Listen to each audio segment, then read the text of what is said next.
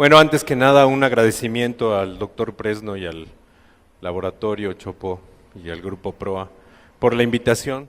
Siempre es un honor poder dirigir a colegas y en un foro tan importante como este. Pero debo de admitir que cuando me invitaron, cuando él me invitó en una agradable y amable charla y me propuso que el tema que expusiera fuera neurosis y depresión, yo me quedé pensando en el término de neurosis, un poco desconcertado. Y la razón de mi desconcierto es que la neurosis como concepto, como término, ha caído en desuso. Ha caído en desuso porque resulta que la Asociación Psiquiátrica Americana, que es la fuente principal del conocimiento científico médico psiquiátrico, dejó de lado la neurosis como un término y esgrimió alguna serie de razones. Dejó de utilizar el término neurosis a partir de su manual diagnóstico y estadístico de las enfermedades psiquiátricas en el año de 1980. La asociación decidió que este término iba a ser suprimido y dio sus razones. Las razones que esgrimió principalmente fueron que el término neurosis implicaba un término de origen psicoanalítico y lo que pretendía la asociación en ese momento era precisamente mostrar una posición ateórica sobre el origen de las enfermedades mentales, principalmente mostrándolas como un fenómeno y que de allí se desprendieran los abordajes de investigación sobre el origen de las enfermedades mentales. Como la neurosis había tomado características fuertemente psicoanalíticas, aunque ese no fue su origen, prefirió suprimirlo. Otra cosa que dijo fue que el término neurosis solamente sirvió para describir 4 alteraciones básicas que fueron las que Freud formuló: la neurosis de angustia, la neurosis fóbica, la neurosis obsesivo-compulsiva y la neurosis histérica. También en ese manual de 1980 suprime el término de histeria y la razón por la que lo suprime es aduciendo que el término se había vulgarizado de tal manera que ya quién sabe qué quería decir. El asunto es que no fue una cosa sencilla porque la histeria existía desde muchos, podríamos decir, milenios atrás. Bueno, no tantos milenios, pero sí muchos siglos, varios milenios, por lo menos 2. Y deshacerse de un término como ese, pues era verdaderamente llamativo para la comunidad psiquiátrica. ¿Cuáles fueron las razones que esgrimió para la supresión? Otra más fue que implicaba una clase de patología. En la tradición psiquiátrica, las patologías se dividían en neuróticas y psicóticas. Las patologías neuróticas decían que había un síntoma perturbador importante y un enjuiciamiento de la realidad dentro de lo normal. O sea, el paciente sentía que ese síntoma que aparecía en su vida era algo extraño a él y que tenía que ser atendido. Esto en contraposición a la psicosis, en donde la perturbación del juicio de la realidad es muy amplio y en donde el problema de que el paciente pueda considerar sus síntomas como una alteración está en entredicho. Es más, nosotros podemos decir que uno de los problemas principales de la psicosis es la falta de conciencia de enfermedad. Allí en donde todo mundo ve una alteración, el psicótico no lo hace. También dijo que el problema era un conflicto, era un proceso etiológico, implicaba un proceso etiológico y hablaba naturalmente de las posiciones psicoanalíticas, era un conflicto inconsciente. Si ustedes recuerdan, el psicoanálisis propone que la mente tiene una parte inconsciente, ahora otras ramas de la psiquiatría y otras teorías también los proponen, que activaba la angustia y esta angustia formulaba una serie de mecanismos defensivos anómalos que impedían que el sujeto lograra sus fines, provocando la aparición de síntomas.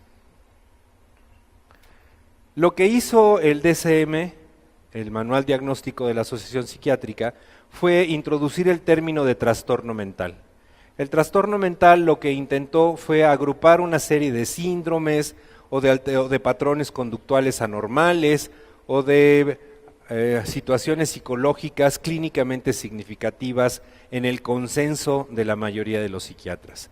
Y entonces propuso que esas entidades se denominaran trastornos porque no podían llamarse enfermedades sin saber cuál era su etiología, sin saber hasta qué abarcaban y hasta dónde no. En esos trastornos había un síntoma o un deterioro o una incapacidad en el funcionamiento normal de lo que hasta entonces se consideraba como la mente. Implicaba una disfunción biológica, psicológica o conductual. Pero al pasar de las ediciones del manual diagnóstico, empezamos a ver cómo el concepto de mente empezó a convertirse en un problema para los clasificadores de los problemas psiquiátricos. Ya no digamos el de psiqui, que es francamente anecdótico, que se utiliza solamente por pura tradición. El alma, que ya no se toma en consideración dentro de los aspectos de las enfermedades mentales, se transformó de manera natural en el concepto de mente. El concepto de mente empezó a significar un problema para los editores y para los miembros de la Asociación Psiquiátrica. ¿Por qué? Porque revelaba el anacronismo entre dividir trastornos mentales de trastornos físicos. O sea, no podía ser que los trastornos mentales no fueran físicos. Entonces, este anacronismo empezó a provocar una serie de escozores en la asociación. Sin embargo, como bien decían ellos, pues no encontraron otro mejor y lo dejaron. Es más, todavía el manual se llama Manual de Diagnóstico Estadístico de las Funciones Mentales. Pero ¿qué pasó? Para el DSM-5, en el 2013, o sea, acaba de salir, no tiene ni un año, resulta que el término mental empieza a desaparecer en términos que para nosotros pueden ser tan comunes como retraso mental. El retraso mental a partir del DSM-5 ya no se va a llamar retraso mental, ya se va a llamar trastorno del desarrollo intelectual. Es una traducción libre mía porque todavía no sale en español, así que a lo mejor le cambian un poquito el nombre, pero se los dejo al costo. Y en otro que es para nosotros muy importante, como la demencia, del término DEMS, que significa mente, ya no va a tener ese nombre y ahora se va a llamar trastorno de deterioro cognitivo, leve o mayor, y cada uno de sus apellidos según las enfermedades. El asunto está en que entonces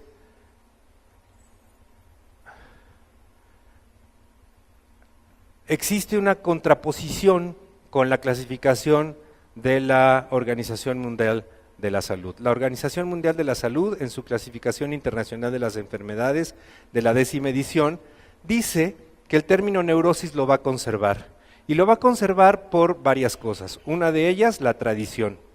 Otra de ellas, que muchos de los factores que se consideran, muchos de los problemas que se consideran neuróticos tienen factores psicológicos involucrados y que por lo tanto merecen el término de neurosis. Y porque para muchos psiquiatras las formas o la clasificación de organización entre neurótico y psicótico sigue siendo vigente. Por ahí otros han aumentado la organización limítrofe de la personalidad, pero tradicionalmente lo psicótico y lo neurótico es lo que está todavía en el lenguaje de la psiquiatría hoy en día. El trasfondo tiene que ver con un asunto epistemológico, tiene que ver con un asunto más allá de solamente la vulgarización de un término, tiene que ver con la supremacía de una serie de preceptos del conocimiento, de los cuales pocas veces reflexionamos. El asunto tiene que ver inicialmente con el dilema mente-cuerpo. El dilema mente-cuerpo se supone zanjado por muchos. Para algunos, la mente y el cuerpo son entidades diferentes. A quien considera esta posición se le considera un dualista.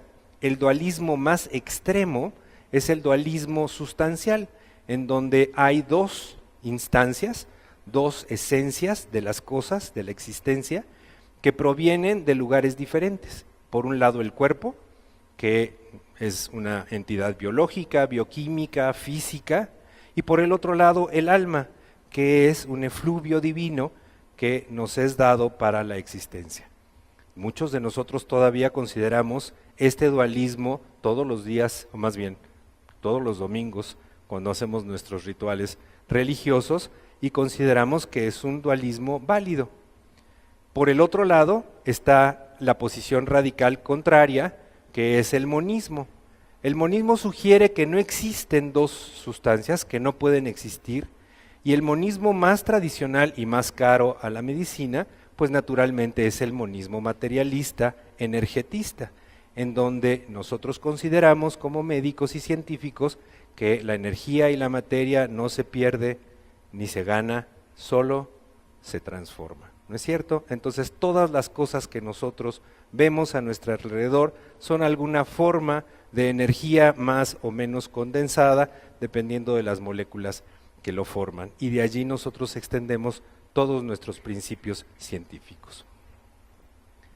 El asunto entonces quiere decir que para la psiquiatría el paradigma de la física como la ciencia básica de todas las ciencias está ganando, y lo que nosotros pretendemos como médicos en las ciencias básicas de la medicina es un reduccionismo materialista, monista, fisicalista, en donde nuestro conocimiento más importante será descubrir la esencia molecular de las enfermedades. Si nosotros descubrimos esa parte, podemos actuar sobre la composición de una molécula y cambiar el curso de una enfermedad. ¿Cuál es la molécula que nos es paradigmática? Pues naturalmente el código genético. ¿Qué vamos a hacer cuando nosotros podamos manipular por completo el código genético? Pues realizar cambios sustanciales en la composición de nuestros organismos de tal manera que no enfermemos de tal o cual cosa. Como le pasa a los productos transgénicos como el maíz y el frijol. ¿Para qué queremos que eso suceda? Para que no tengan plagas, para que toleren mejor la escasez del agua. Ese es una de las metas y de los lugares a donde la medicina nos lleva, a pesar de nuestra constante inclinación y decir de que nosotros no debemos de alejarnos de la medicina humanística.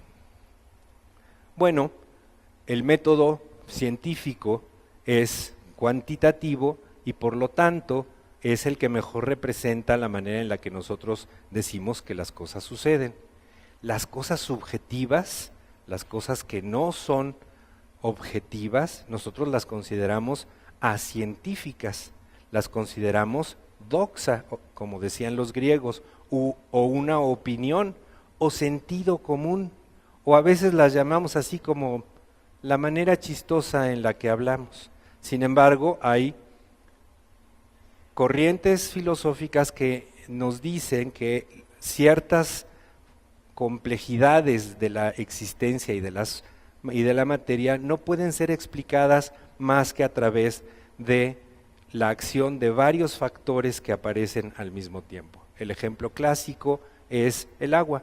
El hidrógeno se comporta de un modo, el oxígeno se comporta de otro modo, pero si los juntamos en una molécula se convierten en agua y tienen propiedades totalmente diferentes. Y entonces hay teóricos que dicen que aunque nosotros insistamos en que vamos a ir reduciendo todo lo mental al funcionamiento del cerebro, de todos modos habrá una emergencia de ciertos fenómenos que no podrán ser explicados por la suma de las partes del cerebro. A esa teoría se le conoce con el nombre de emergentismo.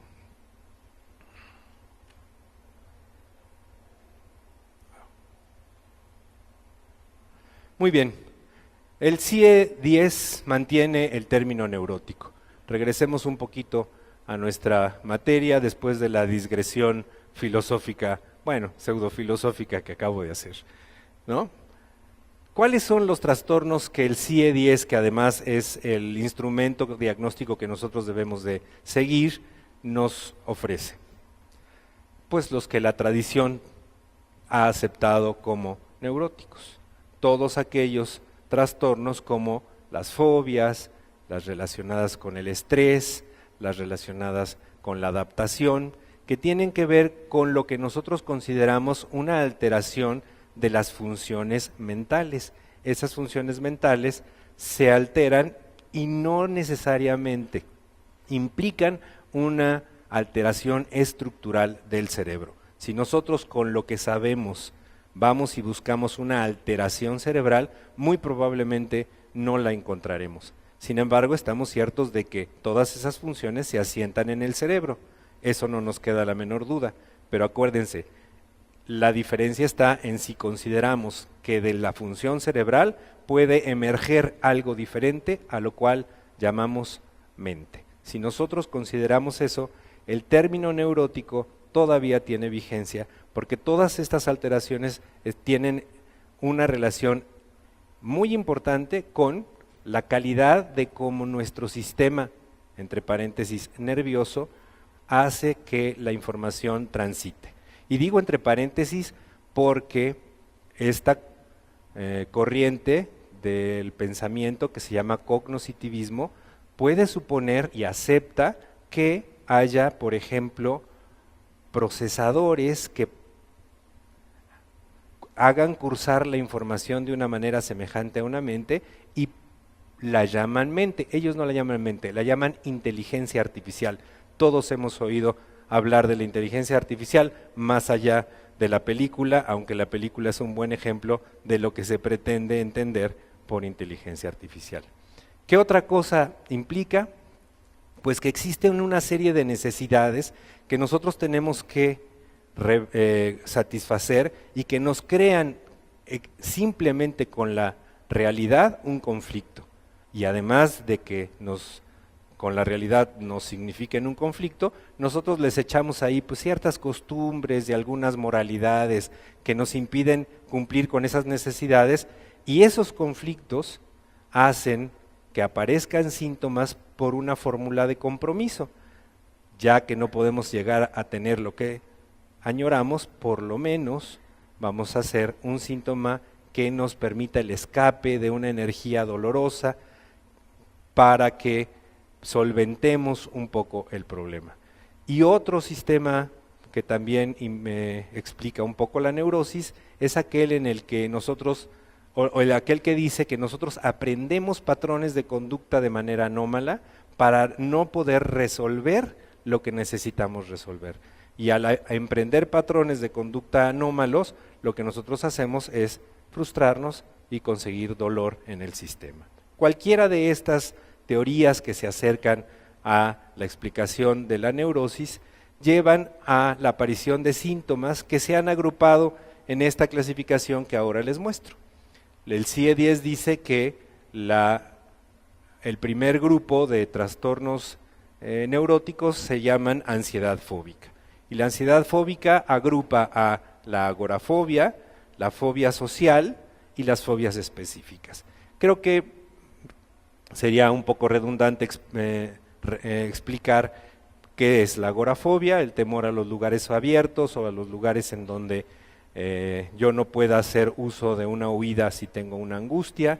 La fobia social, pues la que estoy sintiendo aquí enfrente de ustedes, ¿no? Entonces estoy así como un poco temeroso y entonces me siento un poco fóbico, ¿no? La otra son las fobias específicas. Cada quien tiene un miedo irracional a algo, como entrar a un elevador, como a las arañas, como a las alturas, que generalmente no vienen de la experiencia o que pueden venir de la experiencia. Y al no venir de la experiencia implican una serie de mecanismos que tendríamos que explicar. nos tomaría verdaderamente todo un curso hablar de cuáles son los procesos neuróticos y cómo tienden a la explicación de estos síntomas. El otro trastorno neurótico pues es la ansiedad. Hay un problema muy serio, pues como en los Estados Unidos nos inunda con su información, para ellos es muy importante hablar de ansiedad y no de angustia, pero para nosotros sí hay diferencia entre ansiedad y angustia, ¿no?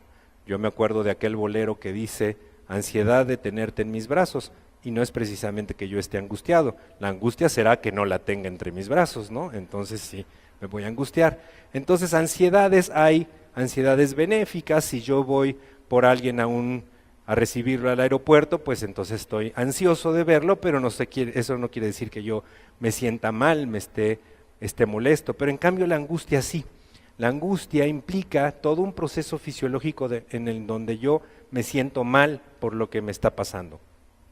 La manera más sencilla de entender la angustia es decir que la angustia es el miedo sin el objeto. Si por algún extraño sortilegio entrara a esta sala un león, casi todos sentiríamos miedo. Eso lo entendemos. Pero si nosotros tenemos esa misma reacción sin el león, con la sensación de que algo malo está pasando o algo malo va a pasar, pues eso es angustia. Entonces, estar enfermo de esa sensación implica que se nos está presentando de una manera constante, sin que haya un estímulo, ni siquiera una sensación o una vaguedad interna que implique que yo me tenga que sentir angustiado. Si mi hijo no hizo la tarea el domingo y tenía que haber comprado un mapa, bueno, ahora puede ir a papelerías que están abiertas, pero en mis épocas no había papelerías abiertas los domingos en la noche. Y uno cuando descubría que tenía que ir a comprar la monografía de X cosa, sentía el domingo en la noche angustia, ¿no? ¿Por qué? Porque no había uno hecho la tarea. Pues mucha gente se queda con esa angustia, con esa sensación de malestar los domingos en la noche, porque se la aprendió así y cada vez que llega el fin del domingo, el lunes se convierte en un verdadero problema. Aparece a veces de manera episódica, paroxística, con la sensación de que nos vamos a morir, con algunas manifestaciones neurovegetativas como palpitación, sudoración, y entonces la llamamos ataque de pánico o trastorno de pánico. O aparece de manera constante, todo el tiempo, a veces sutil, a veces un poco más intensa, y la llamamos ansiedad generalizada. Y una de las comorbilidades más frecuentes de la ansiedad, pues es la depresión, y tenemos en la clasificación el trastorno mixto de ansiedad y depresión. Bueno, no acabo de entender. Otro de los trastornos neuróticos es el trastorno obsesivo-compulsivo, en donde lo que me sucede es que emergen ideas anormales, ideas que yo considero absurdas, que yo enjuicio todavía dentro de lo que no está bien, pero que no puedo evitar que aparezcan. Y al no poder evitar que aparezcan, llevan el nombre de obsesiones. Si esas ideas me compelen, me impulsan a realizar actos o rituales para poder deshacerme de la idea, porque la idea yo sienta que tiene una fuerza muy intensa, entonces les llamamos compulsiones a esos actos.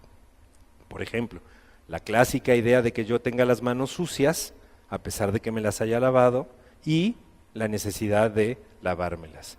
La idea de que no estoy seguro de si dejé cerradas las llaves del gas en mi casa y entonces tenga que regresar 3 o 4 veces a revisar si eso sucedió. O la idea de que soy un pecador empedernido y redento y que entonces lo que tengo que hacer es una serie de rituales religiosos continuos para poder salvarme. O de que si no hice un acto como por ejemplo tocar los pies de una estatua, entonces me va a pasar alguna cosa mala. ¿Han visto Monk? Monk es el caso paradigmático de un hombre que es un trastorno obsesivo.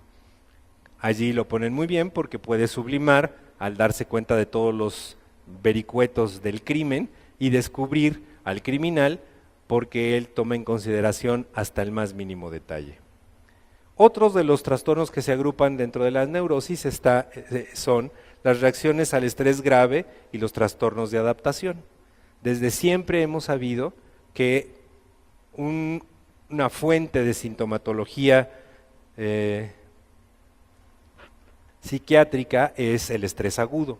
El estrés agudo implica que nosotros tengamos una huella indeleble de ese suceso, y al tener esa huella indeleble y repetírsenos, al soñarla, al no permitirnos estar tranquilos, consideramos que eso se ha convertido en un trastorno.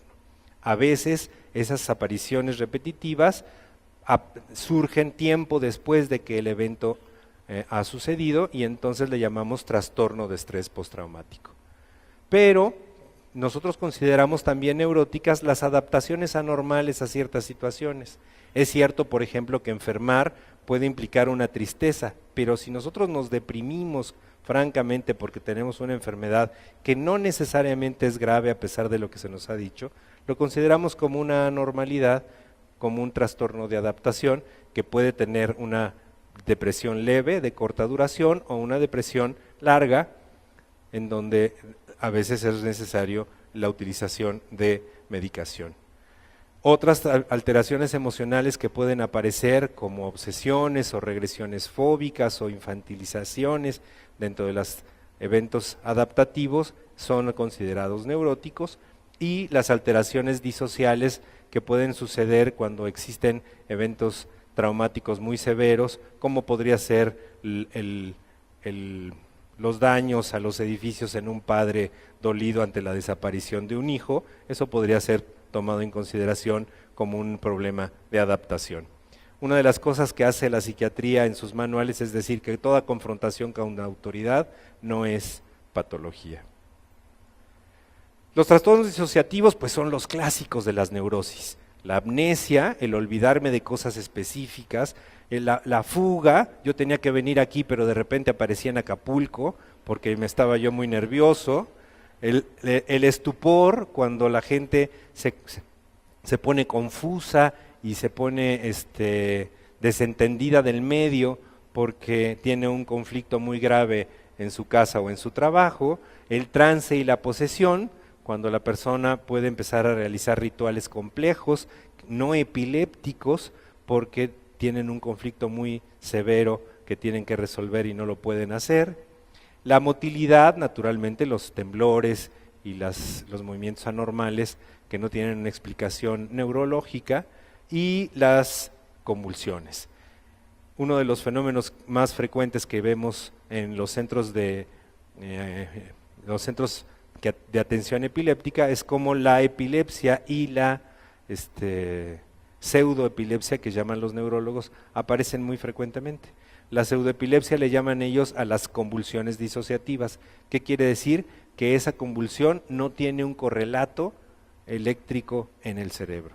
Aparecen como una repetición no epiléptica de los síntomas de su mal. Las anestesias y las pérdidas sensoriales pues son clásicas, ¿no? Y los trastornos mixtos, en donde pueden aparecer varias de estas características. Los trastornos somatomorfos, que en la clasificación americana se colocan como semejantes a los conversivos, en el CIE-10 tienen el valor de una característica clínica, y es que el paciente se queja principalmente de alguna enfermedad, de algún mal, de algo más sistemático que solamente una parálisis o algún dolor. La somatización es una de las razones más frecuentes de atención primaria, en donde el paciente brinca de médico en médico tratando de encontrar la solución a un problema que no tiene su origen en el cuerpo. Naturalmente, la hipocondriasis, que es la certeza de que uno está enfermo de algo, a pesar de que no le hayamos demostrado que eso no existe. La disfunción vegetativa se colocó dentro de los trastornos somatomorfos y dentro de los trastornos neuróticos, porque aunque tienen la sutil aparición de ciertos síntomas físicos en diferentes órganos, lo que antes podríamos llamar psicosomático, no son enfermedades propiamente físicas, sino que dependen de la alteración psicológica. Y naturalmente lo que por mucho tiempo se llamó dolor psicógeno, que aquí se llama dolor persistente somatomorfo. Dos entidades por separado, uno la neurastenia y el otro la despersonalización y desrealización.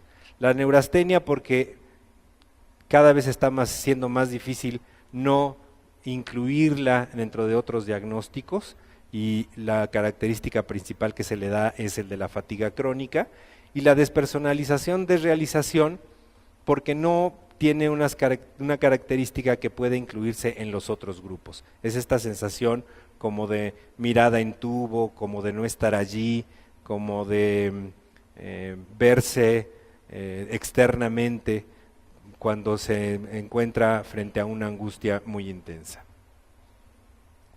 Muy bien, el concepto de neurosis no se quedó limitado a una situación puramente sintomática. El concepto de neurosis implicó para muchos teóricos una extensión de lo que significa vivir en un mundo de conflicto. Un mundo de conflicto que nos impone siempre restricciones por la realidad misma, ¿no? La misma realidad hace que nosotros tengamos que trabajar y hasta a veces luchar por lo que queremos, y máxime cuando dentro de nuestros valores y de nuestra estructura moral existe la prohibición de que nosotros podamos conseguir lo que queremos. Alguien quiere estar un poquito más pasado de peso, pero en su casa todos son delgados y le critican acremente. Eso es una vida neurótica para muchos autores. Es una disposición de la personalidad y un intento fallido de resolución vital, en donde el problema más serio está en la alienación que nosotros tenemos de nuestras metas como seres humanos. Otros autores dicen que son detenciones en el desarrollo, son trabas que nosotros hemos puesto en la consumación de una vida feliz hasta el final de nuestros días, a pesar de que sepamos que el último fin que todos seremos de cumplir será la muerte. Esas son las palabras que yo tengo para decirles sobre la neurosis. Y ahora entremos de un tema controversial a un tema popular. El tema popular que nos ocupa hoy, pues es la depresión. Y es popular porque, ¿qué está de moda hoy en día? Pues la depresión. La depresión se ha convertido verdaderamente en un problema. Ocupa casi un asunto de salud pública.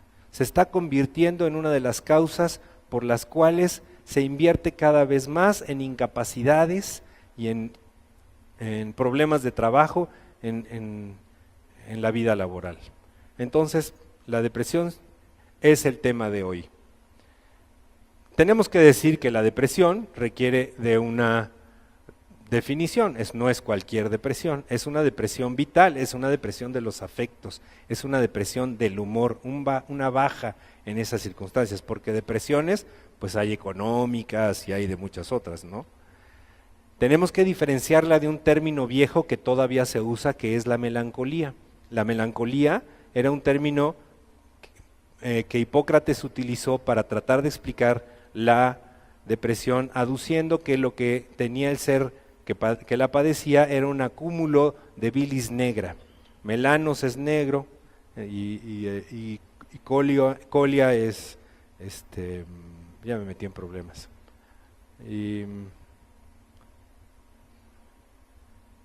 Pues bilis, fluvio, líquido, como lo eran también la bilis amarilla y la sangre y la flema.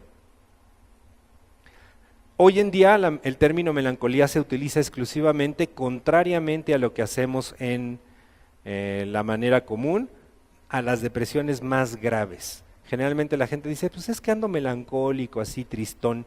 No, en psiquiatría, melancolía es la depresión más grave, la depresión que impide que la gente se levante de su cama, que se encierra y que corre las cortinas para estar todo el tiempo a oscuras.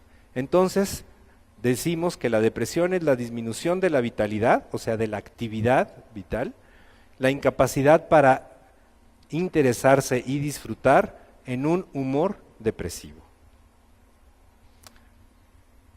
Actualmente la depresión se divide en el espectro de las enfermedades del afecto y del humor se divide en males mayores y en males específicos. Los males mayores son la depresión grave, que es la parte constitutiva del trastorno depresivo mayor, y las específicas como son la ciclotimia, la distimia, de las cuales vamos a hablar. Para que exista un trastorno depresivo mayor, por lo menos tiene que haber 2 o más episodios, ahí me equivoqué, 2 o más episodios de depresión mayor.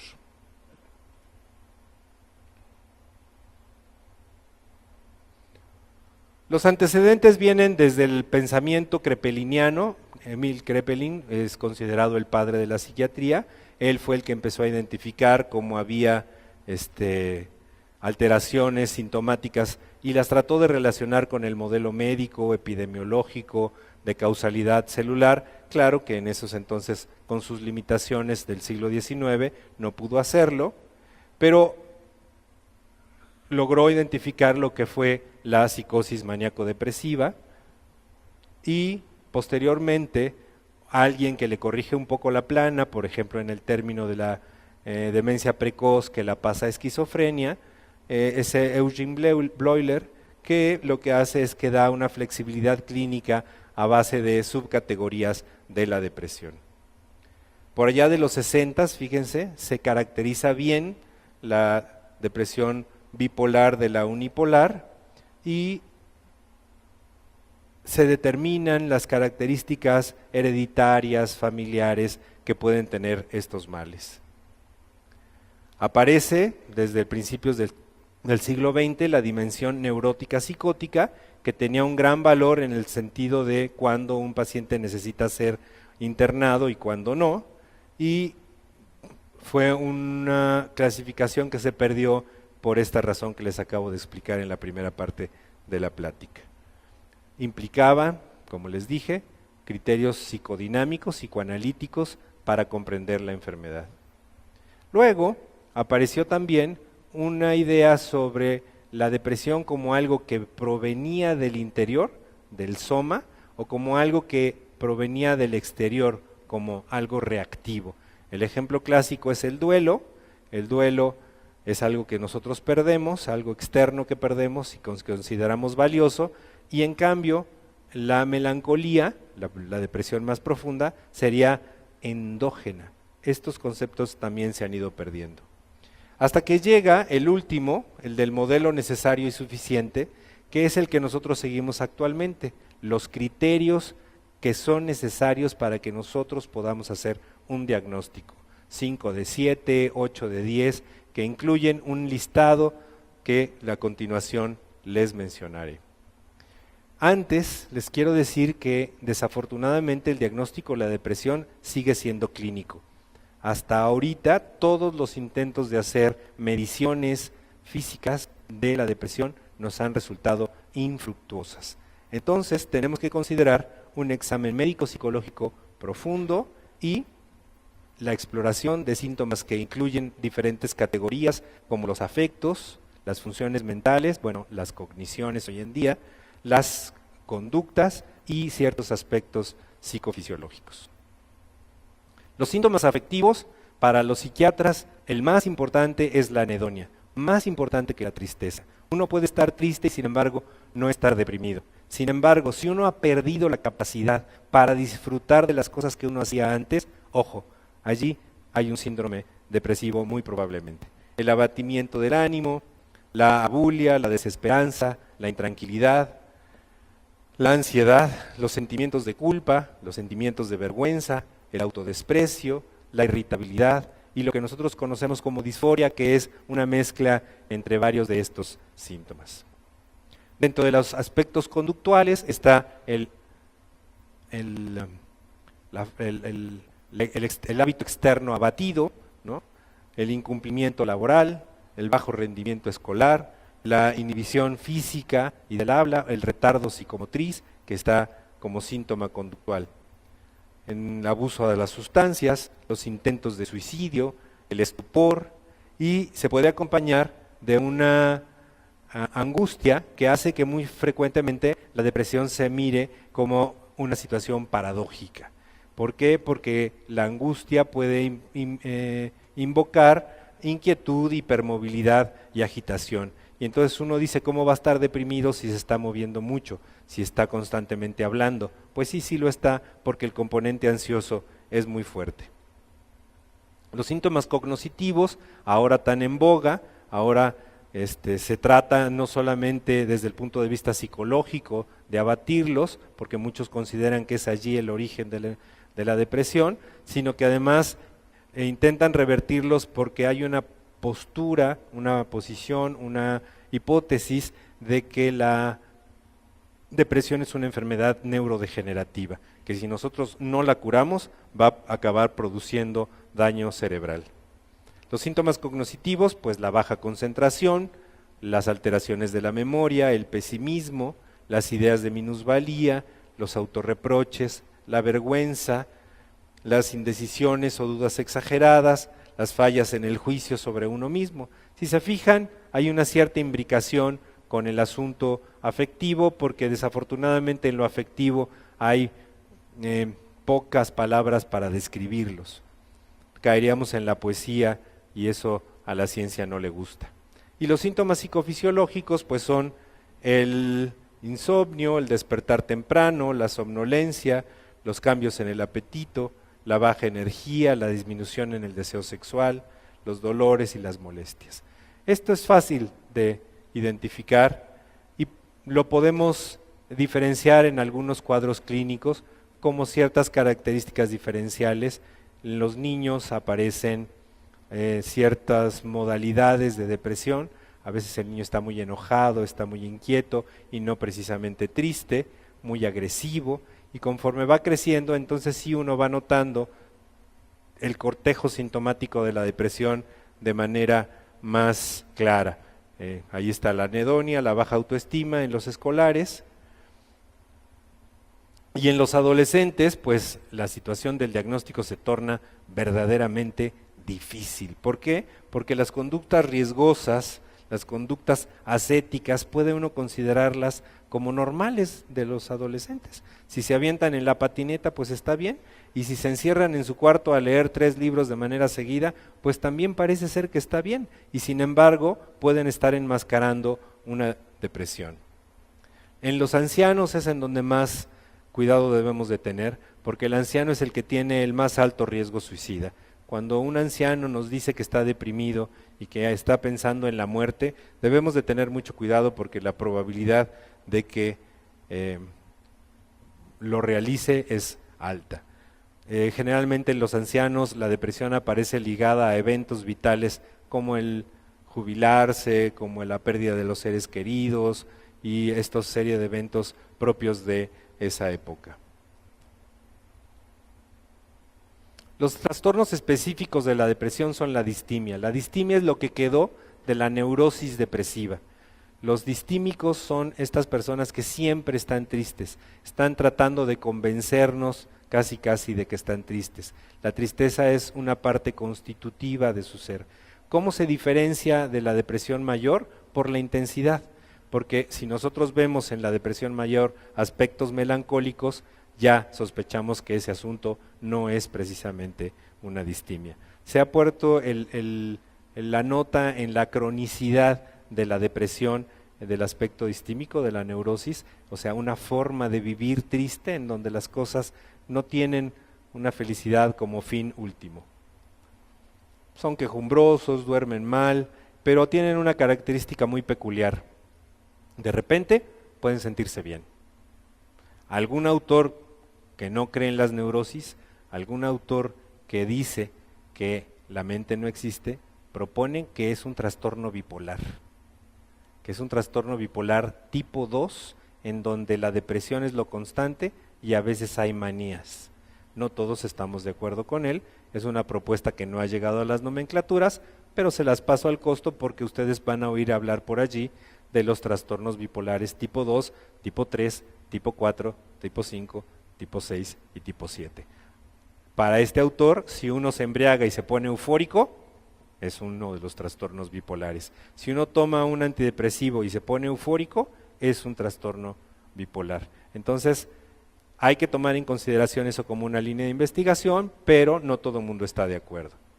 y otros trastornos que ya les he mencionado, el trastorno mixto depresivo ansioso y la adaptación depresiva que vimos dentro de los trastornos neuróticos. La depresión pues tiene una prevalencia mundial, en todos lados hay depresión. Parece ser que es una característica del ser humano el sentirse triste porque ha perdido algo o porque no alcanza algo. De tal manera que a cual más a cual menos, la depresión va entre un 2 y un 6 a 11, dependiendo de las poblaciones que se revisen, pero sobre todo es más frecuente en mujeres.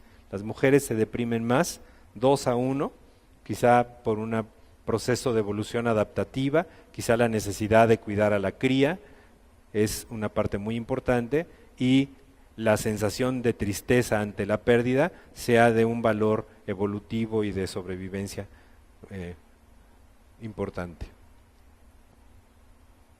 Les quiero enseñar, porque ya casi estamos sobre el tiempo, un aspecto que me parece muy importante. Los enfermos de otras alteraciones somáticas se deprimen. En un estudio chiquito que hicimos en el hospital, el 50% de los pacientes que estaban en cama cumplían con criterios de depresión cuando estaban internados por otras razones. Entonces, dejar pasar esta circunstancia es muy importante. ¿Por qué? Porque sabemos que hay alteraciones graves que evolucionan peor cuando hay depresión. Por ejemplo, los infartos. Un paciente posinfartado que tiene depresión, si no atendemos la depresión, puede volver a presentar una recidiva cardíaca y le va la vida en ello. Eso está bien documentado, y hoy en día las unidades coronarias recurren a un psiquiatra casi de base para tratar a los pacientes que están allí. En México, aunque la investigación es un poquito vieja, en la encuesta que se hizo en la Ciudad de México, el 12% de la población contestó positivamente a trastornos depresivos. Y en una visión más amplia de ese estudio, se encontró que la ansiedad ocupa el 14%, el abuso de sustancias el 9.2% y los trastornos del humor, principalmente la depresión, el 9.1%. ¿Alguien alguna vez en su vida ha estado deprimido? Hasta en un 30%. Y en el último año, el 13%. Y en el último mes, casi el 6% de los encuestados. El problema más serio está en que los pacientes que tienen depresión acuden a muchas instancias. Buenamente, al primero que acuden es al médico de primer contacto, al médico de su confianza. Por eso es tan importante aprender a resolver la depresión en un primer encuentro. Pero también van al psicólogo, en tercer lugar al psiquiatra, y luego a cualquier cantidad de personas que muy probablemente entiendan el proceso depresivo de una manera diferente, desde una posesión demoníaca hasta un trabajito que le hicieron, o la falta de alguna hierbita que le hace falta. Por ahí alguien le dice a otro, lo que le hace falta es litio, mire, vaya y hágase una litemia, ya ve que bajito tiene el litio, por eso está deprimido. Bueno, cualquier cantidad de cosas. Es muy importante que cuando nosotros somos médicos de primer contacto, resolvamos la mayor cantidad de depresiones posibles, porque los psiquiatras no alcanzamos. Los psiquiatras deberíamos de ver exclusivamente las depresiones que no han respondido a tratamientos suficientes y por un tiempo prolongado, y entonces requieren de una apreciación más concienzuda. Si nosotros le damos un antidepresivo a dosis terapéuticas por 2-3 meses a un paciente y el paciente no responde, ese paciente es candidato a ir a ver al psiquiatra. La mayoría de los pacientes van a responder. Bueno, creo que esto no lo vamos a tener que saltar porque ya estoy sobre el tiempo. Miren, aquí este aspecto me parece muy importante, la comorbilidad. La depresión y cáncer, el 50% de los pacientes con cáncer tienen depresión. Generalmente el paciente con cáncer espera que le manden una interconsulta con el psiquiatra para que no empiece su tratamiento antidepresivo. No puede ser, ¿no? El dolor, ¿cuánto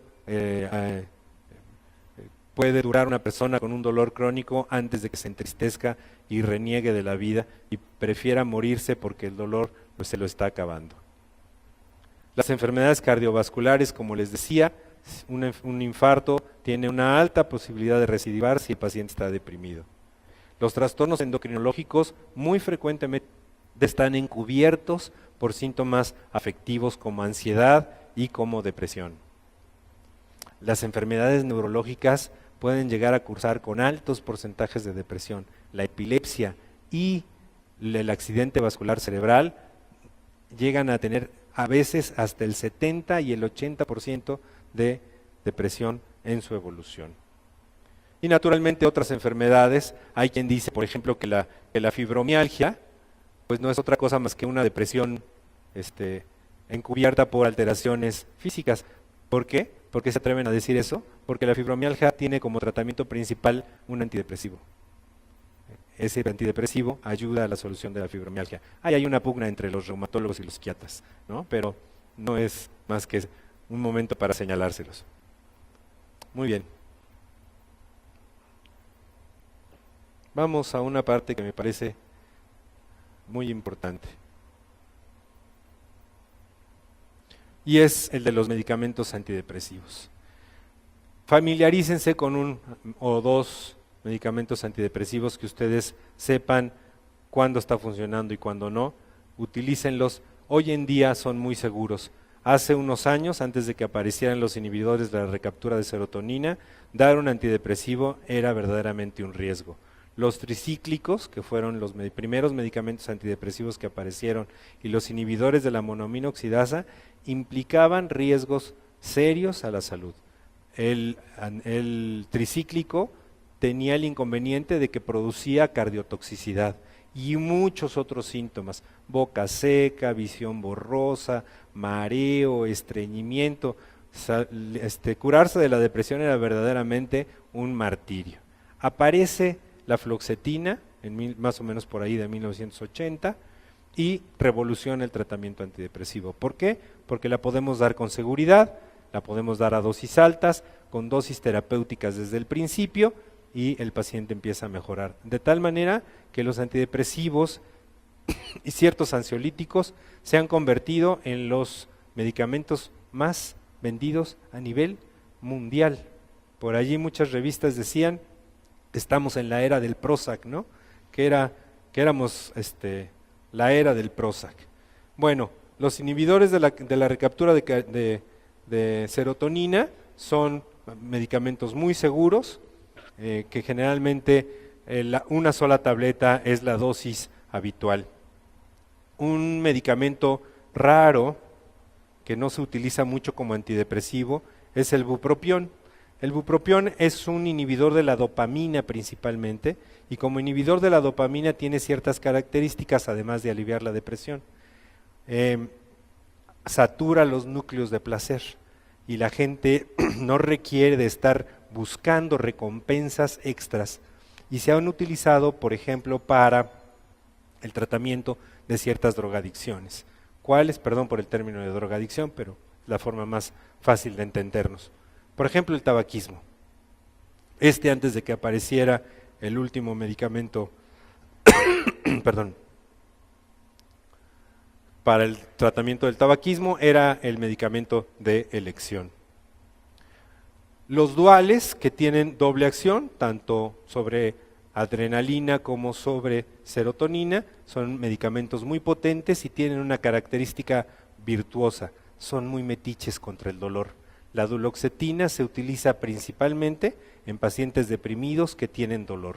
¿Tienen sus efectos colaterales? Sí, son generalmente provocadores de dolor de cabeza y de náusea, pero si hacemos que el paciente pueda tolerar esa circunstancia, se libra fácilmente de él. Los IMAOs han caído en desuso. El último que existió por allí aquí en México fue el moclobemide, pero creo que incluso está en desuso. Y la razón es que se hicieron una muy buena y bien ganada fama. Nosotros si comíamos precursores de la serotonina, nos podían provocar crisis hipertensivas muy severas. Y por lo tanto, la mala fama le cayó al moclobemide, que aunque es reversible y tiene mucho menos ese efecto, pues cayó en desuso.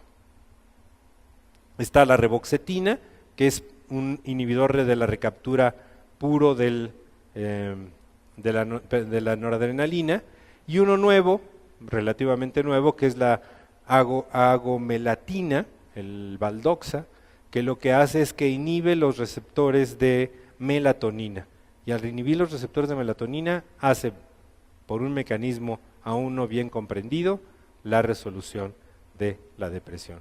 Es bueno, pero tiene el inconveniente de que así como puede mejorar el sueño en pacientes insomnes, puede provocar una fuerte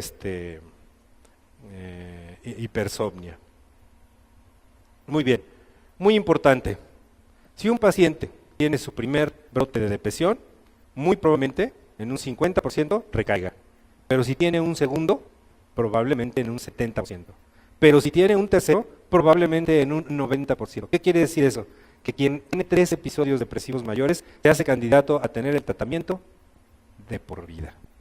Y esa es una de las cosas que frecuentemente no comprendemos. Queremos que el medicamento funcione como antibiótico. Vamos a los 7 días y luego vemos. No, el paciente requiere muy frecuentemente de tomarse el medicamento 2 meses y si el asunto se resuelve, mantenerlo 6 meses para valorar si va a recaer o no. Miren, este famosísimo cuadrito nos habla de cómo hay un momento en el que el paciente empieza a mejorar y si uno suspende la medicación, llega a la recaída. Y todo este espacio debajo de la curva se considera recaída. Solamente cuando han pasado más de 6 meses, algunos dicen 9 y hasta 1 año, y suspendemos el medicamento y viene otro episodio, lo llamamos recurrencia.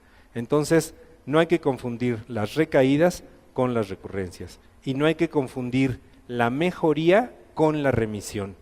La mejoría, un paciente se puede sentir mejor y tener síntomas residuales. ¿Cuáles son los síntomas residuales más comunes? El insomnio y la anedonia. Si el paciente todavía no disfruta de lo que hacía y el paciente no duerme bien, el paciente no ha remitido de su depresión. Solamente hasta que esos síntomas desaparecen, hablamos de la resolución. Muy bien, pues creo que el tiempo se me ha terminado, ya llegaron los verdugos y espero que les haya sido de utilidad. No sé si nos quede tiempo para preguntas. Sí, tenemos un espacio para hacer unas preguntas.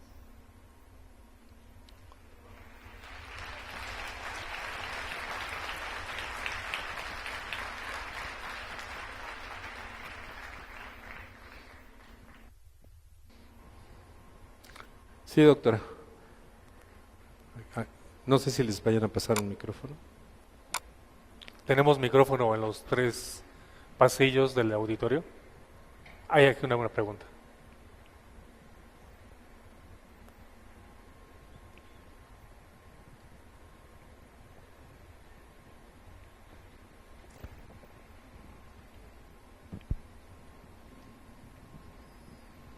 Doctor, la diferencia entre los síntomas del feocromocitoma y los de la depresión no es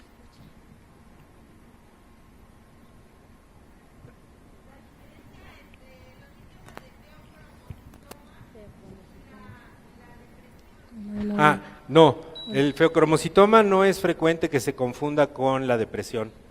Con lo que es frecuente, muy frecuente que se confunda es con los trastornos de ansiedad.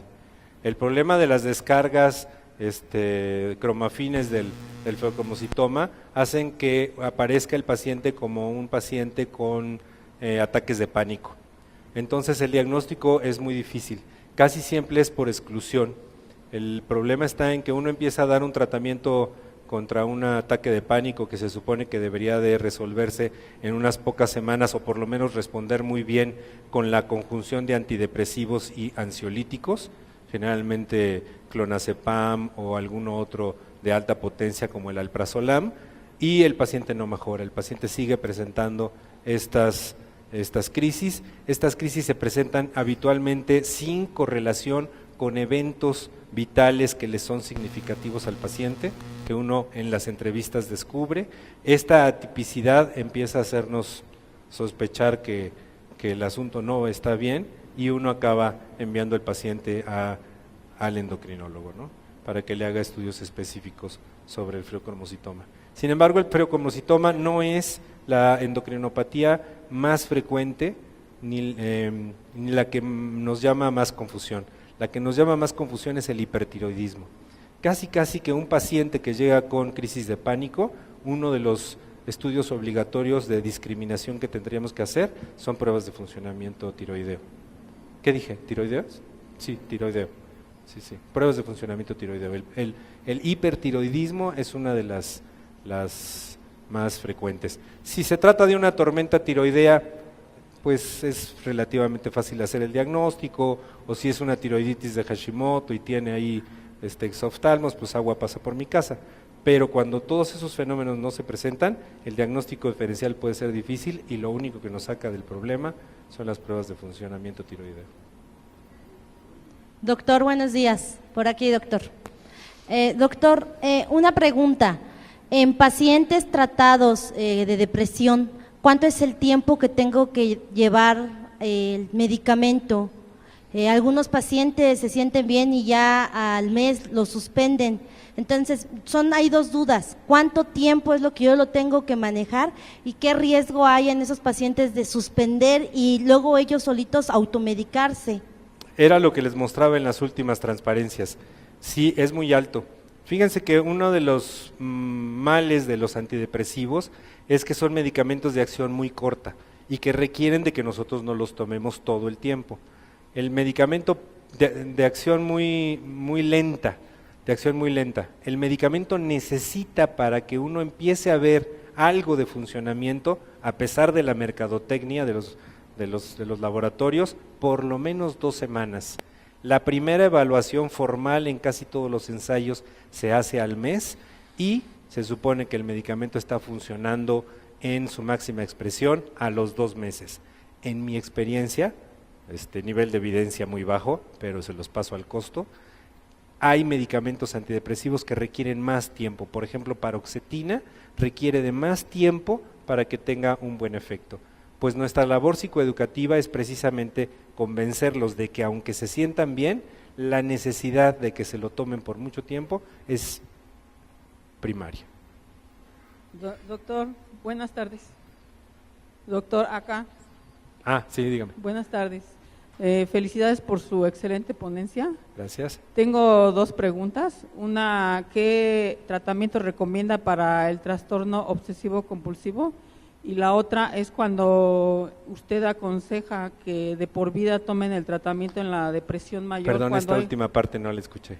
Cuando usted recomienda que de por vida tomen el tratamiento en una depresión mayor que tiene recaídas, si de por vida no le va a causar otro efecto colateral o alguna toxicidad en hígado, riñón, no sé, es la duda que tengo. Dos dudas. No, fíjese que son medicamentos bastante nobles, excepto los muy nuevos de los que no tenemos conocimiento, un derivado de la venlafaxina, la desvenlafaxina, y esta gomelatina que acaba de salir. Hay pacientes que tienen tomando 30 años fluoxetina, y en realidad no ha habido grandes dificultades. ¿Cuáles son las dificultades que se presentan en el tratamiento con los antidepresivos? Las combinaciones. Por ejemplo, el paciente puede requerir, en nuestra apreciación, que debe de tomar 40 miligramos de fluoxetina, a pesar de que la dosis habitual sean 20, por la gravedad de su síntoma, porque su metabolismo es así, por cualquier otra cosa. Y de repente, sin que nosotros sepamos, el paciente toma medicamentos orales contra hongos. Y entonces la interacción farmacológica es muy intensa, la concentración del medicamento antidepresivo se eleva tanto que puede llegar a causar un mal que se llama síndrome serotoninérgico, muy parecido al síndrome neuroléptico, que es hipertermia, intranquilidad, temblor, sudoración, taquicardia, y está en relación con el efecto central del exceso de serotonina y se trata con medidas generales disminuyendo naturalmente la dosis. Pero salvo ese evento, en términos generales, son muy bien aceptados. En la primera pregunta, precisamente uno de los riesgos que tenemos con el trastorno obsesivo compulsivo es que el medicamento debe ser llevado a sus dosis máximas.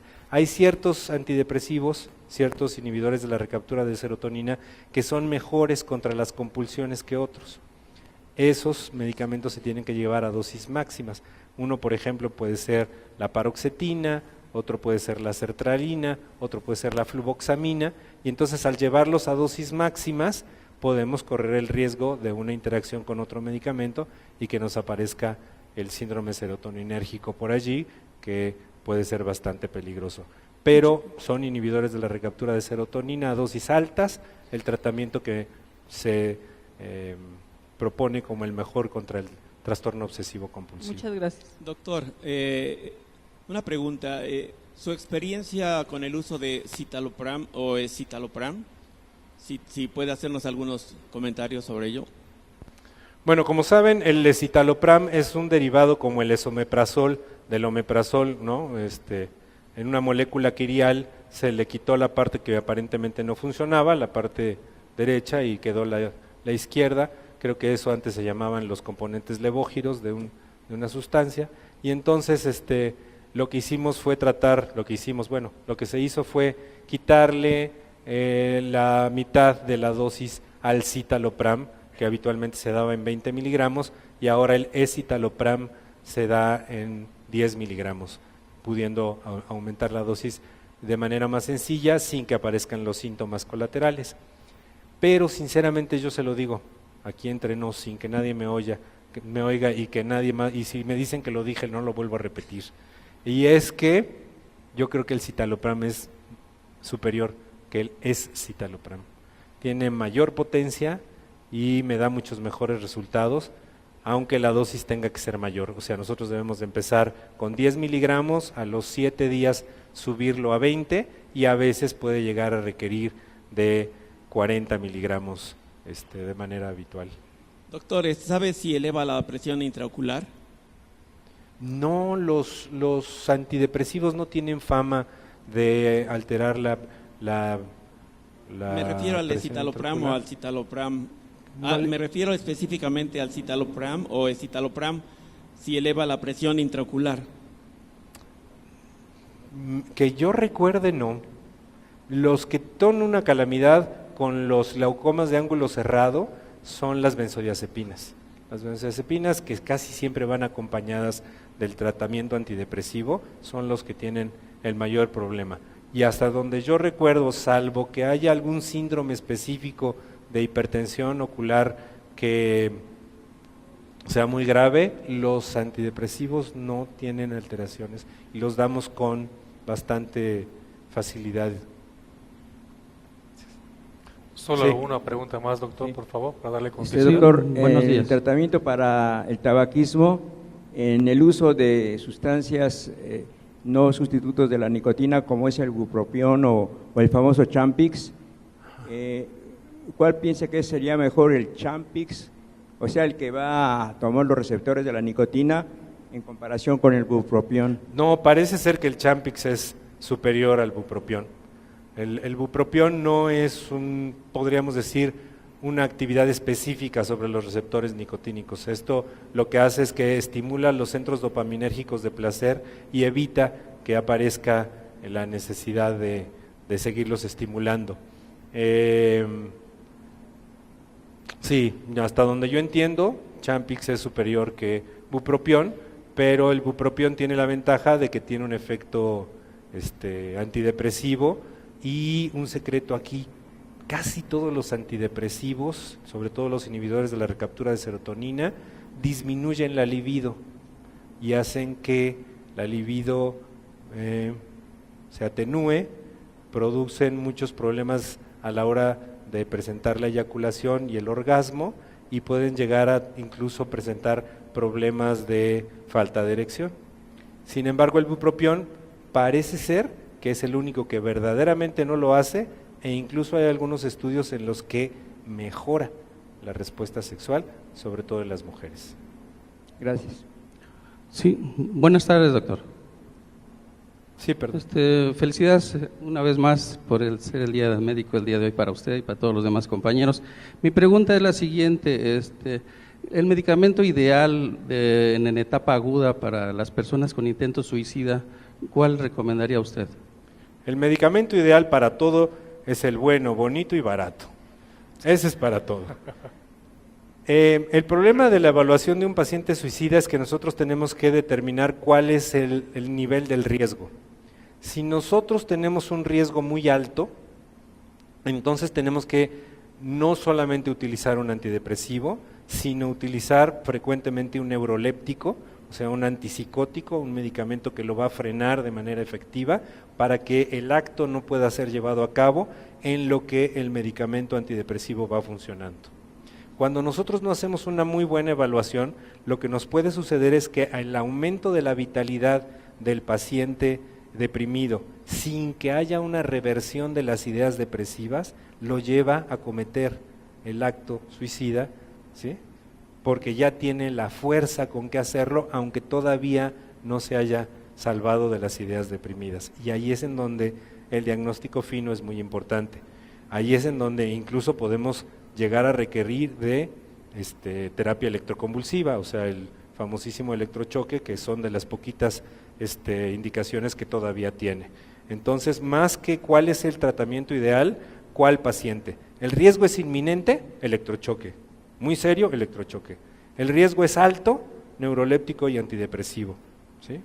El riesgo no es alto, pero existe la sospecha de que siga deprimido, las visitas constantes nos dicen eso, entonces aumentamos un neuroléptico. Y si solamente era una idea vaga de muerte y nunca hubo ni siquiera un gesto suicida, podemos dejar el puro antidepresivo, no hay ningún problema, ¿no?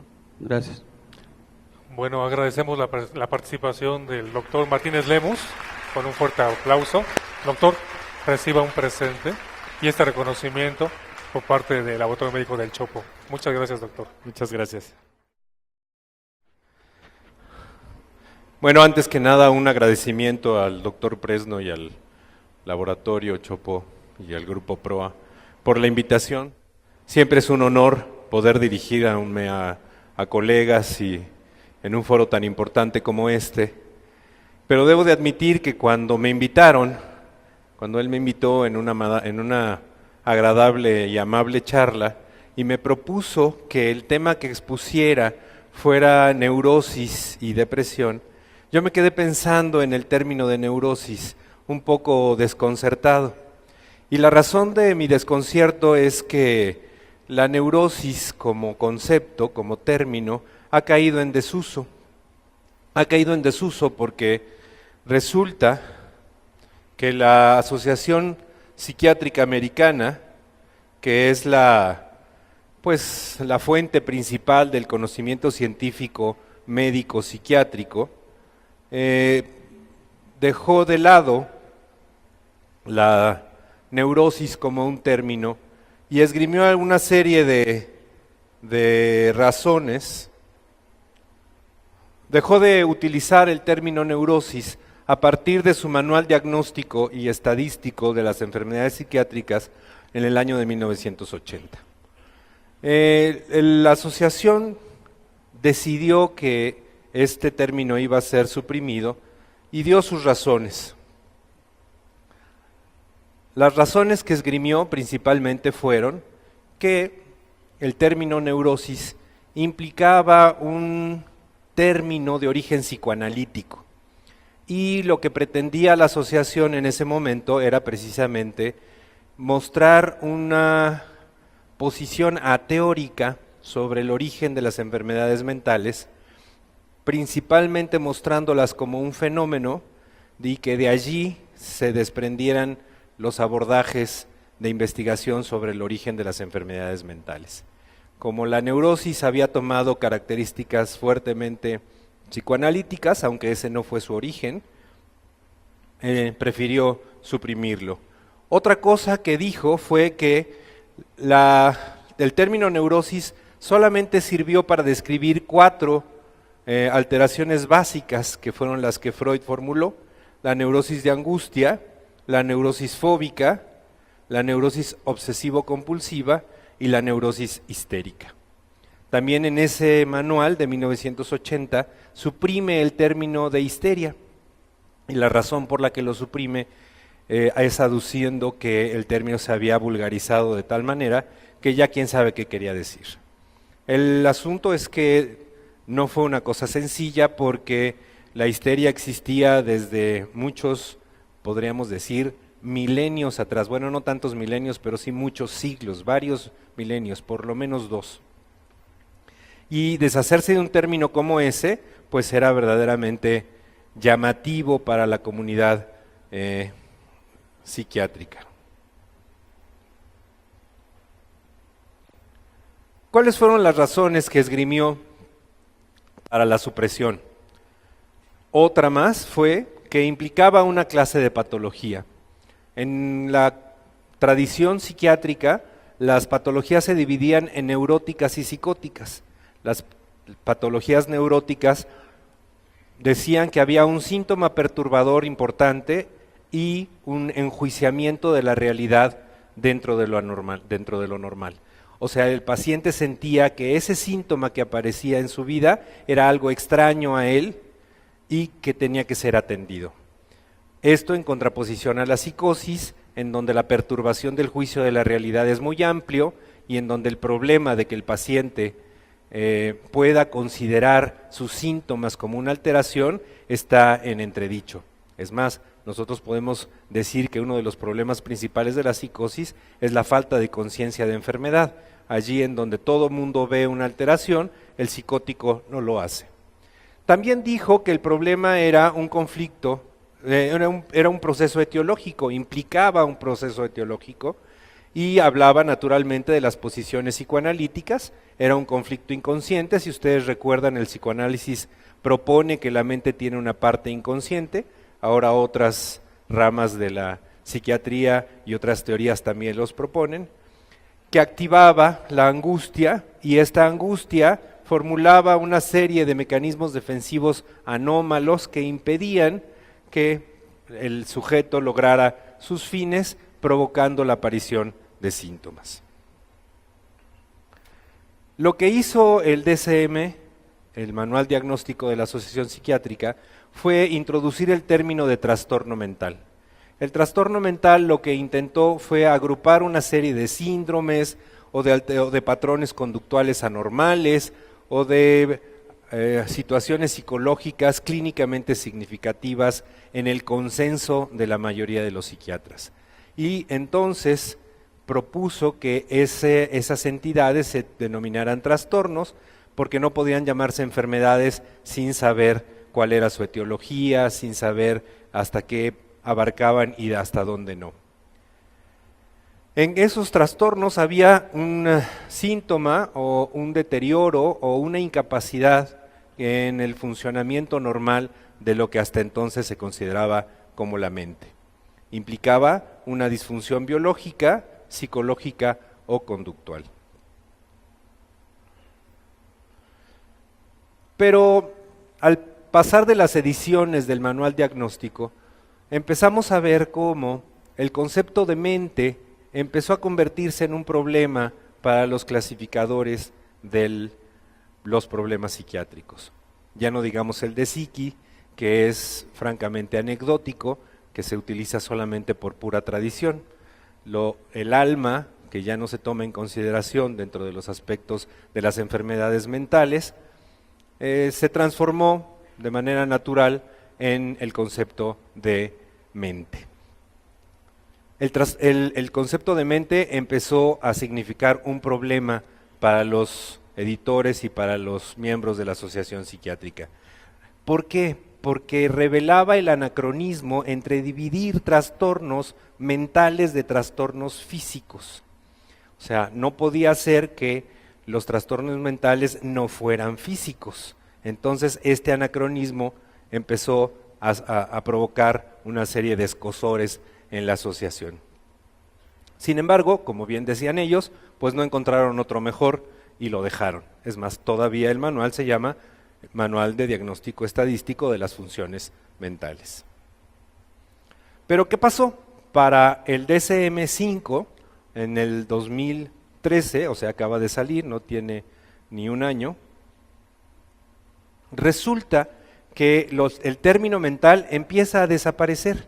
Empieza a desaparecer en términos que para nosotros pueden ser tan comunes como retraso mental. El retraso mental a partir del DSM-5 ya no se va a llamar retraso mental, ya se va a llamar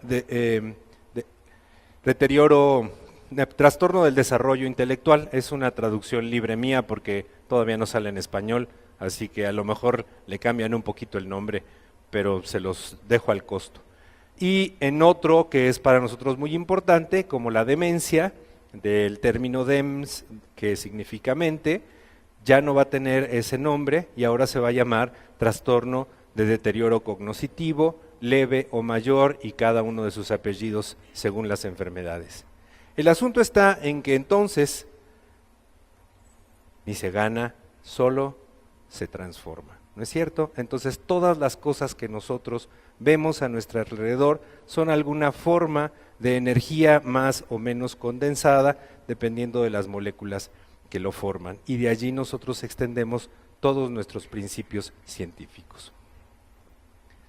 El asunto entonces quiere decir que para la psiquiatría el paradigma de la física como la ciencia básica de todas las ciencias está ganando, y lo que nosotros pretendemos como médicos en las ciencias básicas de la medicina es un reduccionismo materialista, monista, fisicalista, en donde nuestro conocimiento más importante será descubrir la esencia molecular de las enfermedades. Si nosotros descubrimos esa parte, podemos actuar sobre la composición de una molécula y cambiar el curso de una enfermedad.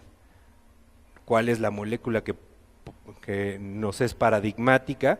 Pues naturalmente el código genético. ¿Qué vamos a hacer cuando nosotros podamos manipular por completo el código genético?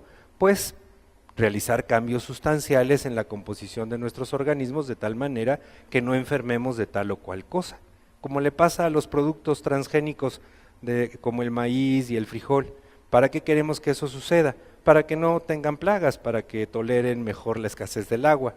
Ese es una de las metas y de los lugares a donde la medicina nos lleva, a pesar de nuestra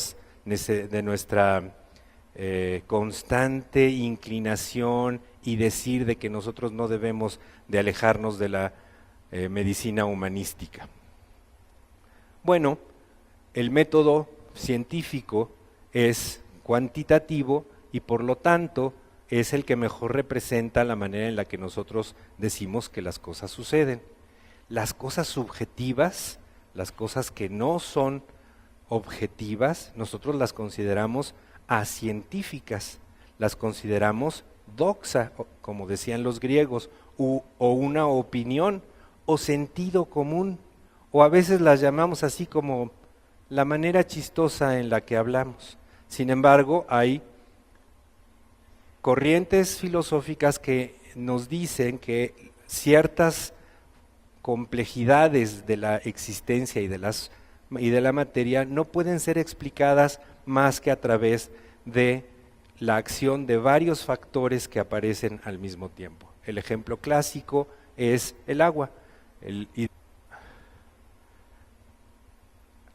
Existe una contraposición con la clasificación de la Organización Mundial de la Salud. La Organización Mundial de la Salud, en su clasificación internacional de las enfermedades de la 10ª edición, dice que el término neurosis lo va a conservar. Y lo va a conservar por varias cosas. Una de ellas, la tradición.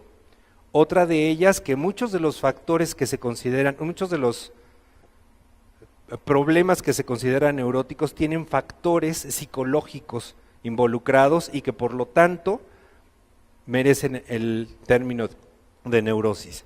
Y porque para muchos psiquiatras las formas o la clasificación de organización entre neurótico y psicótico sigue siendo vigente.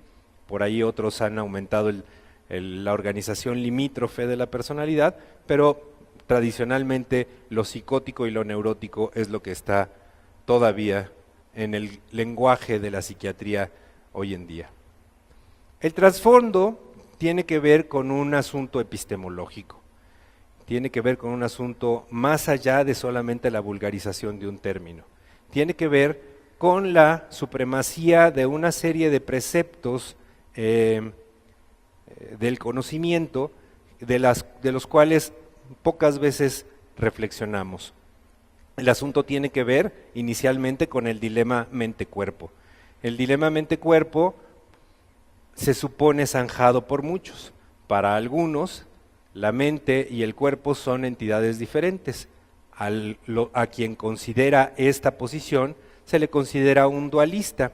El dualismo más extremo es el dualismo sustancial, en donde hay dos instancias, dos esencias de las cosas, de la existencia, que provienen de lugares diferentes. Por un lado el cuerpo, que es una entidad biológica, bioquímica, física, y por el otro lado el alma, que es un efluvio divino que nos es dado para la existencia.